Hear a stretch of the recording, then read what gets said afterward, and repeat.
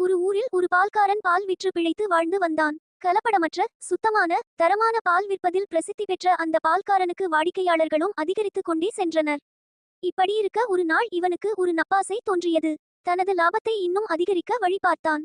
முடிவாக பாலின் மூன்றில் ஒரு பகுதி அளவுக்கு தண்ணீர் கலந்து விற்பனை செய்தான். வழக்கம் போல் சந்தைக்கு சென்று பாலை விற்பனை செய்தான். வாடிக்கையாளர்கள் யாரும் அவதானிக்கவில்லை. காரணம், அவர்களுக்கு இவன் மீது அவ்வளவு நம்பிக்கை. சில நாள் கழித்து பாதியளவு தண்ணீரை கலக்க ஆரம்பித்தான். வாடிக்கையாளர்கள் யாரும் அவதானிக்கவில்லை. காரணம், அவர்களுக்கு இவன் மீது அவ்வளவு நம்பிக்கை. அவன் எதிர்பார்த்தது போலவே 2 மடங்கு ஆதாயம் கிடைத்தது. மற்றற்ற மகிழ்ச்சியடைந்தான். பணத்தோடு வீட்டிற்கு செல்லும் வழியில் களைப்பாரவென ஆற்றின் எதிரே உள்ள ஒரு மரத்தின் நிழலில் சிறிது ஓய்வெடுக்க முடிவு செய்தான். இதற்கிடையில் ஒரு குரங்கு வந்து அவனது பணப்பையை எடுத்துச் சென்றது. கத்தி கதறி குரங்கிடம் மன்றாடினார். பணப்பையை திருப்பி தருமாறு கெஞ்சினான். குரங்கின் கையில் ஒரு பொருள் கிடைத்தால் எப்படி விளையாட்டு காட்டும் என்று தெரியும்தானே. ஒரு பணக்காசை அவனுக்கும் மறு காசை நதியிலும் மாறி மாறி வீசி முடித்தது. குரங்கு தன்னிடம் எரிந்த பணத்தை எண்ணி பார்த்தன். அங்குதான் ஆச்சரியம் அவனுக்காக காத்திருந்தது. கலப்படமற்ற பாலின் வருமானம் அவன் கையில் வந்து சேர்ந்திருந்தது.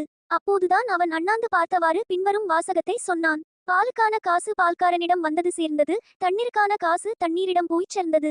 நாம் அநியாயமாக சம்பாதித்த ஒவ்வொரு ரூபாயும் சந்தேகமின்றி ஒரு நாள் ஒரு சொட்டு பயனின்றி கரைந்து போகும்.